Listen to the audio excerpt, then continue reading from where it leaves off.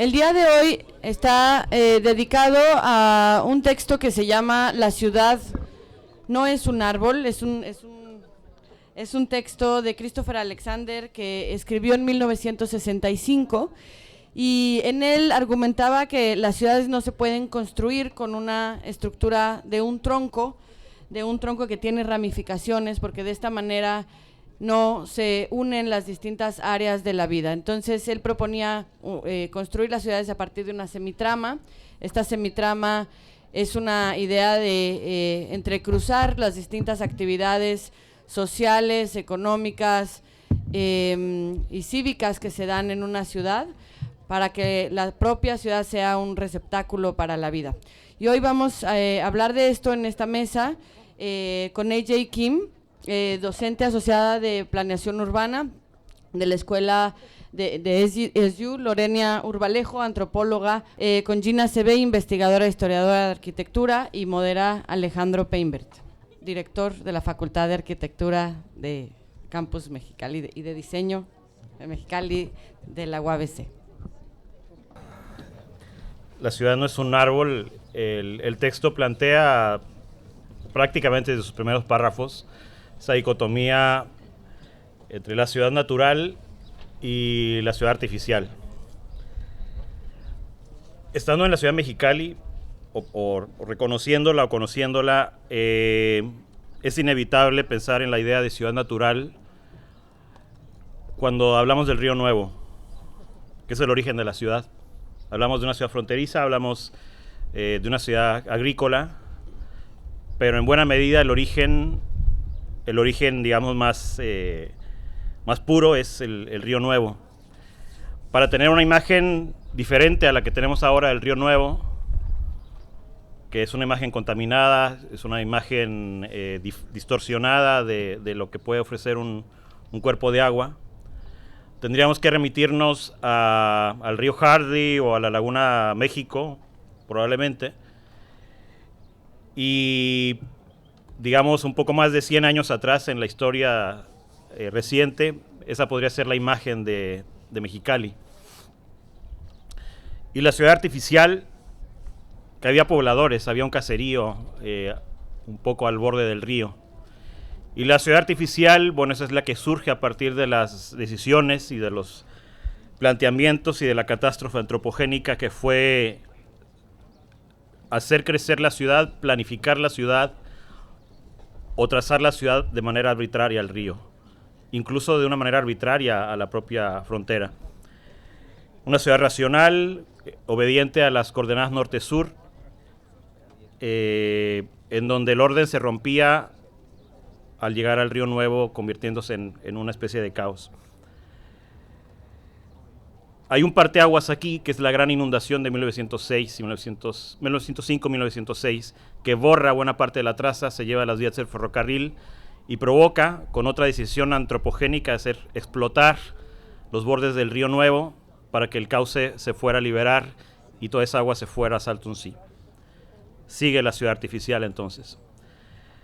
Con el excedente de tierra de esas explosiones se genera un lomerío. El lomerío, pues, es ese espacio, ese territorio para el ahora llamado barrio de Pueblo Nuevo, que conformado por grandes manzanas, con una idea de ciudad más cercana a lo agrícola que a lo urbano, es decir, con huertos, con espacios para el desarrollo de ganado, con una serie de actividades que hablaban más de una actividad rural más cercana a la naturaleza, pues, no sé si cercana a lo rural, pero sí más cercana a la naturaleza que a lo artificial. Y creo que esa dicotomía sigue presente en nuestro paisaje, ¿no? A todo lo largo del Río Nuevo hacemos o podemos, digamos, girar la mirada a lo largo de la calzada de los Presidentes y ver que la ciudad artificial está oculta, está abajo, y la ciudad artificial está presente en los taludes de tierra, presente en la arquitectura informal, presente en el equipamiento urbano, presente en la especulación inmobiliaria y pues presente en el caos que hemos provocado con este paisaje. Esta idea de desierto fértil que incluso está en nuestro canto universitario, juega también con esta dicotomía, porque desierto es la naturaleza y fértil es pensar que ese desierto es explotable, ¿no? Y que podemos cultivar y podemos convertir del desierto una parcela agrícola y producir algodón y demás. Entonces, yo creo que, a diferencia de lo que plantea Alexander en su texto, que dice una ciudad artificial puede ser esta y una natural esta otra, Mexicali es las dos al mismo tiempo. A partir de ello, pues quisiera plantear y lanzarle la cuestión a Gina sobre la idea de megaciudad. Si en las megaciudades, podemos pensar en la Ciudad de México, quizá, se pueden dar también estas dos capas al mismo tiempo. Antes de contestar tan compleja pregunta, quiero contar un poco mi experiencia en este ejercicio de sentarnos a leer juntos un texto que tiene ya sus años, un texto que se da por sentado que todos hemos leído, pero que una vez que lo leemos nos damos cuenta que no es tan fácil. Y quiero subrayar como esta gran diferencia entre ver la obra de Alexander y leer la obra de Alexander. Creo que hay un abismo y no tiene que ver con que la obra no hable de las ideas de Alexander, sino que en todos los trabajos, especialmente en este texto, lo que vemos es como todo el andamiaje teórico que está construyendo Alexander, que es sumamente complejo. Entonces, esta lectura no es sencilla y me parece también maravilloso este ejercicio de sentarnos a leer a Alexander y más que criticarlo o juzgar eso que escribió, pensar en cómo es que esa idea que está tan presente en la teoría de la arquitectura podría aterrizarse justo ahora, como tú mencionas, pues por ejemplo, en esta noción de la ciudad natural versus la ciudad artificial. Para mí, para el campo en el que yo trabajo, que es la historia de la ciudad a partir de las imágenes y de cómo las personas imaginan que están en la ciudad y de cómo habitan y de qué sienten y de qué piensan y de qué es lo que hacen en la ciudad, fue muy difícil entrar de nuevo a este texto porque, bueno, Alexander era matemático antes que nada, entonces es un texto súper abstracto, matemático, preciso y que construye a partir de axiomas. Entonces, hay ahí una barrera. Y cuando yo trabajo con imágenes, cuando yo veo una imagen, lo que intento es construir o identificar metáforas. Y entonces de esa manera como que aterrizo la imagen y puedo hablar de ciudad. Entonces me parece que mi manera de dialogar con este texto sumamente axiomático es la idea de la imagen y cómo es que voy a traducir el lenguaje de Alexander a la imagen. Y esta idea de la ciudad natural versus la ciudad artificial me parece muy valiosa porque creo que es una provocación. Sí, para el momento en que Alexander escribe esto ya hay megaciudades, ya hay una teoría de la megaciudad, ya se está discutiendo, ya se está escribiendo. Pero, y también es difícil para ese entonces hablar de ciudades naturales, ¿no? Yo crecí en una ciudad, en una mega ciudad que no tiene ríos. Tuvo ríos y los ríos son apenas un recuerdo que ahora es una calle o es un viaducto. Pero creo que a partir de esta idea de Alexander de considerar principios ordenadores, él lo hace como a partir de patrones, podemos también trasladar esta idea a principios ordenadores que son más imaginísticos o imaginarios. Y pienso, por ejemplo, hace mucho vi una fotografía de Melanie Smith, una artista, y es una fotografía aérea de una parte de la Ciudad de México. Una megaciudad es una ciudad desbordada, inabarcable, es un monstruo que parece tragarnos y ahí hay miles de personas conviviendo y tejiendo historias y pasan miles de cosas simultáneamente en una megaciudad. No hay un orden, una megaciudad es entrópica, es esta maravillosa como energía del desorden en la que todo tiene un flujo natural y nosotros participamos de él y eso es lo que me tiene maravillada de las megaciudades y por eso las trabajo. Y cuando pienso en esta idea de la ciudad artificial versus la natural, en estas imágenes que yo veía de Melanie Smith, veíamos una ciudad desde el aire y veíamos así como una masa gris de casitas todas diminutas y en medio había una gran franja de color rosa, rosa muy vibrante. Lo que estaba mostrando Melanie Smith era desde el aire un tianguis. Los tianguis son mercados informales, para quienes no saben, y los vendedores ponen lonas parecidas a esta para proporcionar sombra para las personas que ahí van a consumir. Y esta fotografía de Melanie Smith mostraba este gran río de color rosa. Entonces pienso que justamente si ya no hay ciudades naturales, es posible que a partir de lo que tenemos en nuestras megaciudades, pensar o imaginar modos de encontrar esos elementos no naturales, pero que sí funcionan bajo la misma lógica de los principios ordenadores. Y con el tiempo hay muchos artistas que han experimentado con esto.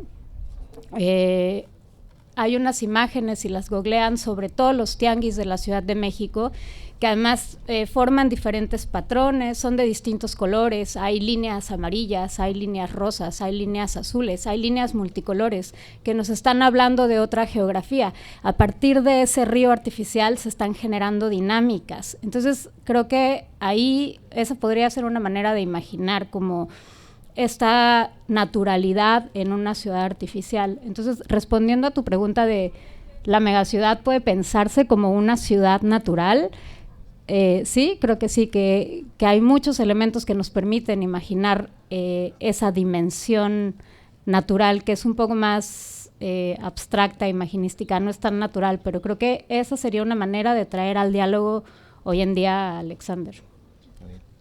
Muchas gracias, Gina. Para darle la voz a AJ Kim, vamos a dar un poco el viraje de estas ciudades artificiales que se construyen también a través de la migración. Mexicali, bueno, muchas ciudades fronterizas son crisol de migrantes, y esa transformación o ese tránsito de lo natural a lo artificial o de un estado de las cosas a otro es en buena medida a los efectos o a los avatares como socioculturales que se deben a las muchas trayectorias migrantes, que algunas quedan estacionadas y otras o suspendidas, y otras son meramente tránsito. ¿Cómo se puede hablar entonces también de la ciudad o de las casas, particularmente haciendo un viraje también de escala, ¿no? Porque hablamos de la ciudad desde la vista aérea, ¿no? Con estas marcas que a lo mejor en Mexicali no podemos reconocerlas así, pero podemos reconocer los mezquites, los paloverdes, los drenes o los vestigios de ello. Pero a la escala en la que estamos nosotros, con esa mirada más, menos vertical y más horizontal, ¿cómo se puede apreciar la ciudad construida también por los migrantes? I have a doctorate in urban planning and a master's degree in ethnic studies. And at first, when I got the invitation from Andrea to come to Mexicali and speak about Christopher Alexander, I was like, this is a mistake. Why? What is happening? But my work is on ethnic enclaves in different states, California and Georgia in particular. And I got to Mexicali and I learned that the official food is Chinese food. And and my mom asked me for Mexican souvenirs that are not obtainable here. So I have been on these beautiful walking tours with Alejandro and Carolina, and I learned so much about the way in which Mexicali is this fluid site of layered placemaking. So I do, agree with Alexander that the city is not a tree, but as a planner, I'm always also then thinking about, so what is a city? So the thing that I came to in reading Alexander's work, in particular Mexicali Revisited, and then listening to the documentary last night, is I think that the city is a story. And Mexicali's story is so rich in ways that I would not have known. This is also my first time to Mexico, and so I'm going to use Mexicali as representative now, of course, of all of Mexico. But I think it's actually really a beautiful place. And I don't know that for everybody. I know that Carolina is a big Mexicali booster, but I don't know if everybody's instinctive reaction is that Mexicali is beautiful as a landscape. But because of the tour, and also because I'm from Los Angeles, which is chaotic as a big global city, I find a lot of beauty here. So I do want to just name briefly a couple of critiques of Alexander before I go to what resonates with me, because I think it's important to say. So one is that there is something that feels very colonial about his belief in the importance of beauty and what kind of beauty are we talking about. There's also something very colonial about his adherence to the idea of order. As a planner, I have to accept and understand that the city is disordered, which you were just speaking to. And then also this concept of symmetry. I think maybe in architecture, it is a more salient concept that it might be in planning, although planning also has an impulse for symmetry, for the grid, for creating order with plans. But for the most part, we don't any longer plan for the void, which you sent me a piece that you had written about the void, which I found really lovely. And I think in my area of planning that is growing is we're trying to understand how do you plan for flexible formations of the city, for informality, and also the places at the edges. So I think one of the most interesting sites that I was taking to were the places that Carolina described as having been abandoned by Mexican nationals and now is full of Haitian and Central American refugees that are kind of reordering this border space. And then also the use of tires as retention walls. So as we're thinking about Alexander, what I do want to compliment is his kind of embrace of the way in which people will adapt and the way in which buildings really only live and become human through their flexible adaptations over time. And so I think that maybe Alexander would also agree that if the city is a story or the building is a story, then every inhabitant adds to that story over time.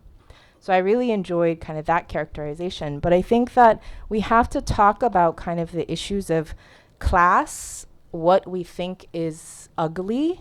So what does it mean, the spread of ugliness?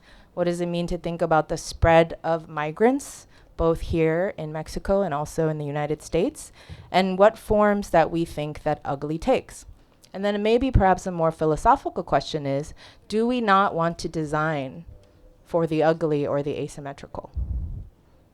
What would a design philosophy that incorporates that as also natural? Because of course, that is also nature, right? Nature is terrifying and takes many forms. And I think the one thing I did want to add from a design perspective that is really amazing about nature is that not everything in nature is beautiful, but most forms in nature are functional. They're created to survive. And so to us, they are not legible, but they're really created to survive.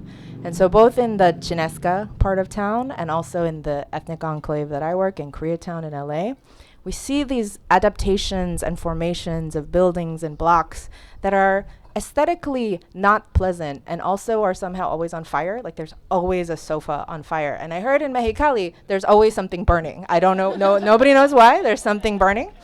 But you know, this is part of the plan that people make for their day-to-day, for their tomorrow. So I don't know if that answered, I think it answered some of the questions, but yeah. Me gusta pensar en Mexicali como un gran baldío permanente, ¿no? ¿Por qué? Porque, bueno, cuando decimos la palabra baldío, la relacionamos con el vacío. Y el baldío es potencial, el baldío es belleza. Estamos en un baldío, de alguna forma, ¿no? Este pino salado, el mezquite, el fondo, esta flexibilidad de tener un pabellón 3 días y luego no, de proyectar, de imaginar y demás, pues es parte de la belleza de Mexicali y los migrantes ocupan definitivamente los baldíos de nuestras ciudades, ¿no? Los adecúan, ¿no? Y a propósito de ello, pues no solo los baldíos que evocan muchas de las veces fealdad, esa fealdad de la que se habla también en lo que has comentado, Kim. Las ruinas también evocan fealdad, ¿no? Y hay belleza en las ruinas. Vamos a transformarlo, vamos a apropiarnos de él. La belleza reside también en todas esas capas de historia y eso creo que resuena en lo que has planteado ahorita, ¿no? Que la ciudad es historia. Siendo así, yo creo que la palabra o de la trinchera de la antropología que nos puede ofrecer Lorenia, también a propósito de esta migración permanente en ciudades como Tijuana o Mexicali, cómo sería pues la ciudad de estos tránsitos también, desde tu perspectiva, más que desde la planificación y el urbanismo, desde la perspectiva de la antropología. Retomando un poco de lo que decía AJ, me gustaría pensar estas ciudades del norte, por lo menos del lado norte de la península, en este también proceso de colonización y de colonialismo, ¿no?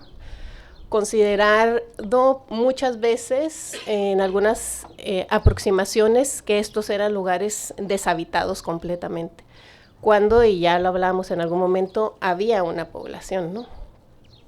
Una población que no cumple, no estaba dentro de los estándares y sobre todo de la moralidad de otro proceso que era el colonial.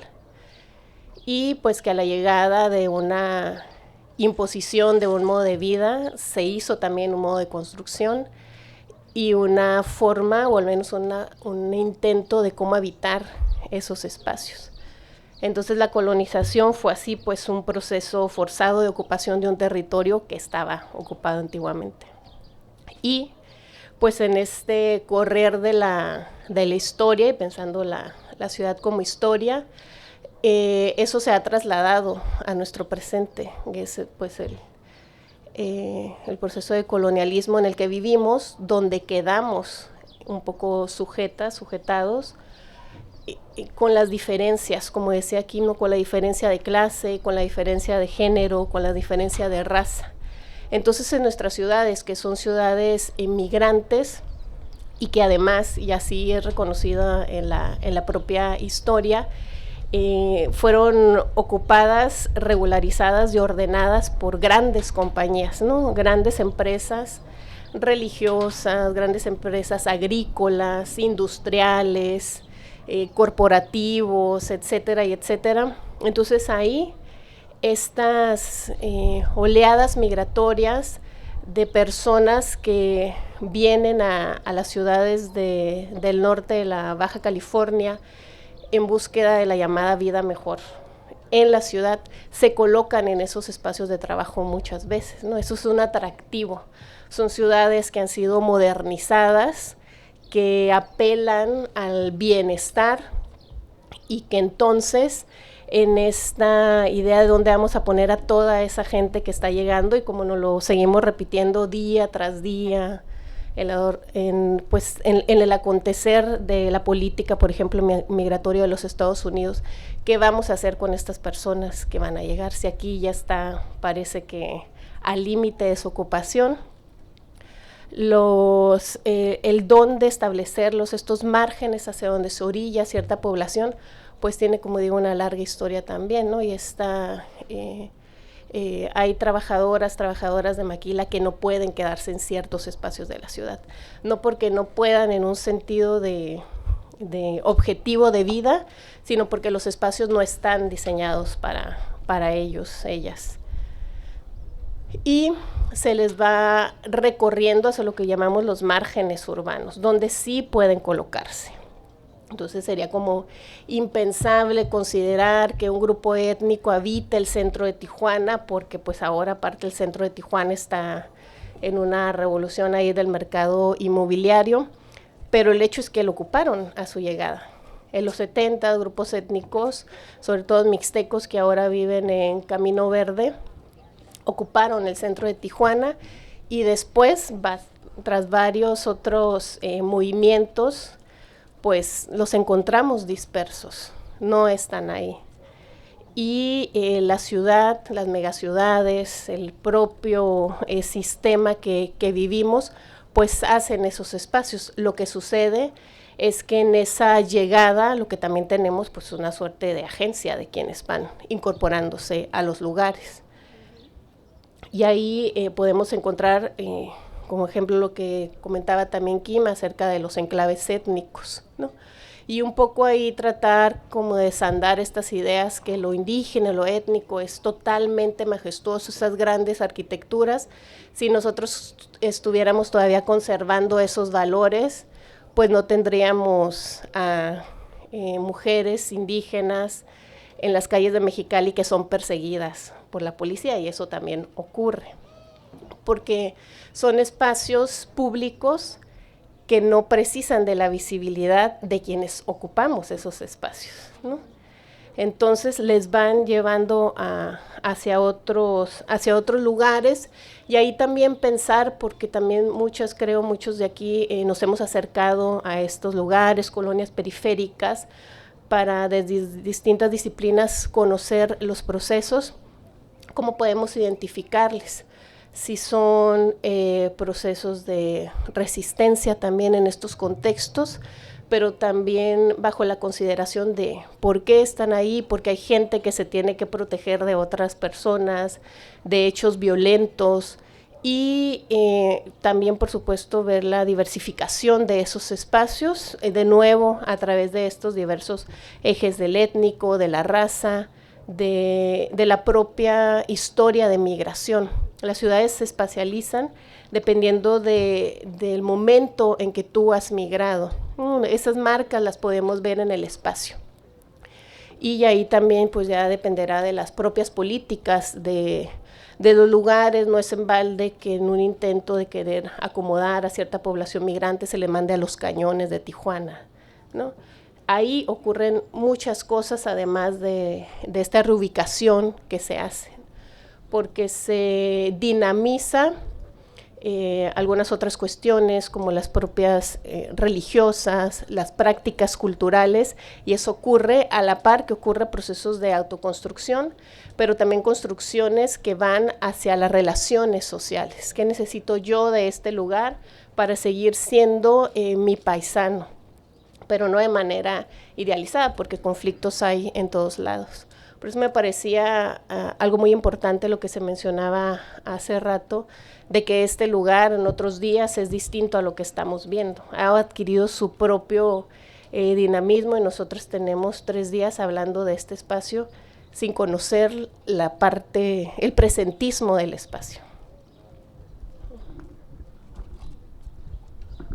Muchas gracias, Lorena. Has comentado de manera muy, muy importante uno de los temas que habíamos planteado, que es el espacio público, ¿no? O la esfera pública, si no precisamente el espacio público, sí la esfera pública. Y voy a tomarte pretexto ese acercamiento para plantear de nuevo ahora, en el mismo sentido ahora con GINAP, como migrantes que somos. Digo, yo ya tengo 30 años de haber bebido agua del río Colorado, pero sigo aquí. Lo bueno es que no vi agua del río Nuevo, fue del río Colorado.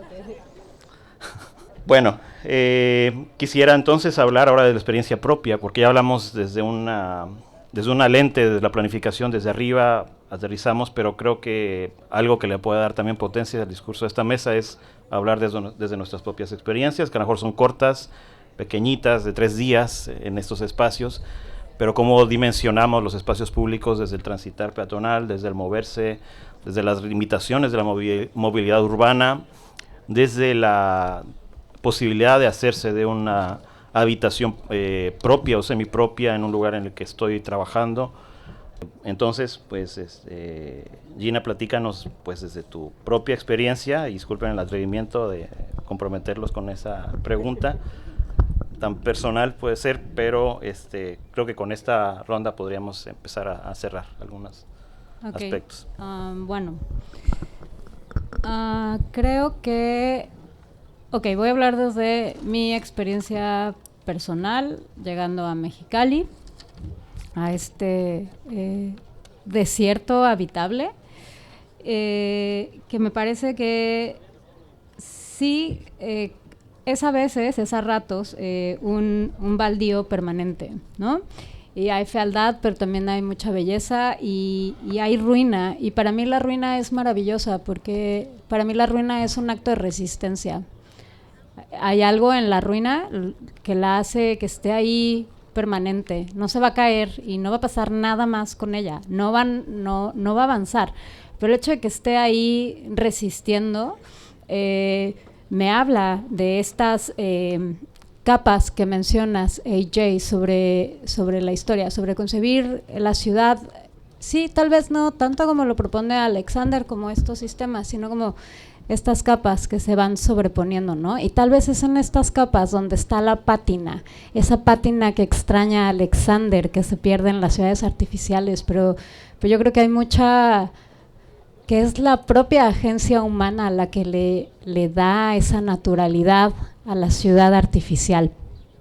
Y eso me interesa. Y al mismo tiempo, sobre el espacio público, sí, yo coincido contigo, AJ. Creo que el urbanismo y la arquitectura, pues, son dispositivos coloniales, o si lo ponemos en otro término, son aparatos de control. Hay que poner un orden y decirle a la gente por dónde circular, por dónde sí, por dónde no, cómo vivir o cómo no vivir.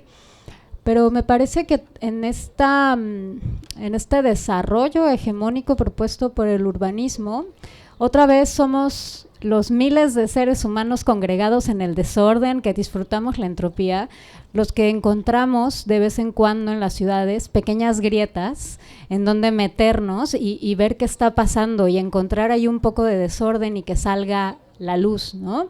Y creo que eso pasa mucho en el espacio público. Todo el tiempo estamos viendo, aquí he visto mucho que la gente saca sus sillones a los baldíos, ¿no? Cuando me preguntan qué es espacio público, ese es espacio público, que la gente haga lo que quiera en el espacio, que si necesita colgar unas hamacas de unas columnas para aprovechar una sombra, bueno, pues que lo haga. Y si alguien necesita dormir abajo de un patio de juegos para niños, bueno, que lo haga. Ese es el verdadero espacio público. Y para volver un poco al tema de Alexander, podríamos pensar que también hay un ejercicio ahí muy extraño en Mexicali, una ciudad que no es tan nueva y que tiene ahí capas y capas y capas de historia y migraciones, y hay flujos y hay una frontera súper porosa y poderosa, y eso lo hace como una ciudad muy especial. El hecho de que Alexander viniera aquí a hacer estas casas y proponer un ejercicio horizontal es muy sintomático, todavía no sé de qué, tal vez de que esta es como una ciudad en constante ruina, y eso significa que es una ciudad en resistencia. Y algo que me llama mucho la atención es que cuando Alexander llegó aquí, todo el país ya había tenido un desarrollo de políticas habitacionales auspiciadas por el Estado impresionante. El Estado, luego de la Revolución, se dedicó a dar vivienda, se dedicó a generar máquinas como de corporativismo, a asociarse con sindicatos, a darle vivienda a los que podían ser como más problemáticos, y a generar todo un cuerpo de personas que iban a estar ahí apoyando al Estado, porque qué padre que te den una casa, pero no te la van a dar gratis, ¿no? Hay un intercambio ahí de poder y de control. Y esas políticas ya habían llegado al norte del país. En Mexicali ya había proyectos, ¿no?, de vivienda estatal. Entonces, que Alexander llegue aquí y diga, bueno, vamos a construir de una manera horizontal y lo vamos a hacer todos juntos y a ver qué sale. Eso, a pesar de que podría entenderse como si hay cierto orden hegemónico, hay alguien que va a poner el orden y que va a dar la propuesta, y se necesitan autoridades que ayuden para que esto sea posible. Sí creo que hay ahí un acto contrahegemónico bien interesante, y lo que más me gusta de este espacio, y tal vez unos no coinciden conmigo o tal vez lo podemos discutir, me encanta la idea de que las casas que están enfrente hayan sido modificadas y hayan cerrado su patio, porque es la propia agencia de los individuos, de los habitantes, los que decidieron que esa idea que de principio sonaba bien horizontal no funcionaba y la adaptaron a sus necesidades. Entonces creo que ahí hay una de esas grietas que apuntan hacia la ruina y que apuntan como hacia a la entropía. Entonces me parece que esa es como mi visión de Mexicali, como la ciudad en la que constantemente entre la arena del desierto hay grietas muy luminosas para ver cómo la gente está apropiándose del espacio. Y también creo que estas tácticas no son únicas de Mexicali, ¿no? Están pasando todo el tiempo, al menos en México, y también creo que esa es una maravilla. El urbanismo y la arquitectura sí son poderes coloniales, pero pues Latinoamérica, el sur global, afortunadamente es la excepción de todo. Y aquí las reglas se rompen para todo y el resultado puede ser desastroso, pero también puede ser maravilloso. Y creo que esa es como la necesidad que creo que tiene la arquitectura y el urbanismo de voltear no a los usuarios, sino a los habitantes y a los pobladores y a las personas con agencia que estamos en la ciudad. Muchas gracias, Gina. Kim, tu experiencia, que puede ser relatada a partir de estos 3 días en Mexicali, o desde tu experiencia más personal, como una historia, ¿no? De más desde tu posición y desde tu contexto. Okay. So a question that I have based on observing the public spaces and the sidewalks and the edges is, compared to San Diego or LA, there are far fewer homeless, unhoused people. So as a planner who works on informality and flexibility, my best guess is that you have so many more places for people to live, because there are so many abandoned places as well. So what I'm guessing is, because places are left to exist, and the relationship with the state, our relationship with the state is incredibly fractured, but the state produces all this regulation and control and policing in the name of like protecting the people, right? So instead in LA, all of our people are on the street, dying in the heat. And I would imagine there's quite a bit of that here as well. But from what it looked like, there's also unstable, ugly, dangerous housing where people can sleep instead of the street. So that's a question. Is that true? Yeah. There's places for people to go. Yeah. So the alternative that we have in the US, which is that there is no place for you to be if you are ugly, disabled, unwell, Black, immigrant, right? I actually think that there's so much to learn from the urban form of Mexicali, places like Mexicali, that have, like, the natural part of the city, I think, which is, maybe this is controversial, I don't know why it would be, the natural part of the city is us. Humans, right? We are the natural part of the city. Of course, there is also nature, but I am not a robot as far as I know yet. And so, yeah, I think that there's so many lessons to learn from a type of planning and design that incorporates chaos and allows for people to just be where they can be in the way that is a very basic, instinctive, animalistic way of being, right? If you are a creature on this earth, you will find a way to be, you will find a way to survive. And the biggest barrier, I think, often in planning is that we want to put up walls to that. And of course, the context here is that you live now with this huge wall, and that has really disrupted the relationship that Calexico and Mexicali had. And I think that's one of the things that I heard in the story, in the history, is that these two places were designed as a kind of joint American-Mexican project. They are clearly very related to each other. People's lives are very relevant across the border. And of course, I believe that we can see that all the way across the border. But I think somebody yesterday used the word liquid border, which was so fascinating to me, versus porous border.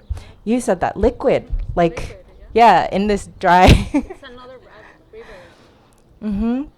So yeah, like a water, a liquid border is something you can't even, you could keep trying to divide that, but you cannot, right? It's a liquid, cohesive border. So I think that's one of the really also beautiful things that I'm observing that could be scaled, because at this scale, at the city of Mexicali scale, you have people that have found places to live, primarily because the government ignores them. So as a planner, this is weird to advocate in the US, is what I'm often saying is just ignore it. Do not send police. Do not send code enforcement. Do not plan. Unplan for the city. Because at base, we are creatures who are trying to figure out the most efficient, natural, making sense ways of surviving. And I think here you see so many layers of that. and I'm sure in other places, not just Mexicali. But I only know Mexicali now, so that's all I can speak to. Yeah, that's all of it. Thank you so much. And Loreni, your perspective, please. Sobre el espacio público, yo siempre creo que el espacio está ocupado por alguien, ¿no? Esto que vemos que afuera, o sea, alguien está ocupando un espacio, solamente que esas ocupaciones en ocasiones no son legítimas en las políticas de gobierno, pero está ahí apropiándose, configurándose desde quien ocupa ese espacio y las necesidades que tiene sobre él. Y pues esas en ocasiones no concuerdan ni con las estéticas, ya decía, ni con las políticas, pero ni con tu vecino que no quiere que pongas algo que devalúe su casa o devalúe su vista o que se sienta invadido o invadida. Es que Mexicali, y yo digo esto, pero si nadie me retracta, pues yo lo voy a seguir diciendo, que Mexicali es una de las ciudades, si no es la única ciudad en Baja California que ha conformado un espacio para una clase social con ciertas características de empleo, que es la zona dorada, y que eso ha provocado también la desocupación de ciertos espacios, ¿no? Como ya lo hemos hablado antes. A diferencia de Tijuana, por ejemplo, que vuelve a ocupar el espacio, lo vuelve a ocupar y pues como ya está saturado, ahora va hacia arriba. Y estos espacios han sido concebidos en el encierro también. Y creo que ante una lógica de las diferentes pues, inseguridades que vivimos. Y vivimos una inseguridad permanente y generalizada, pero no bajo los mismos parámetros.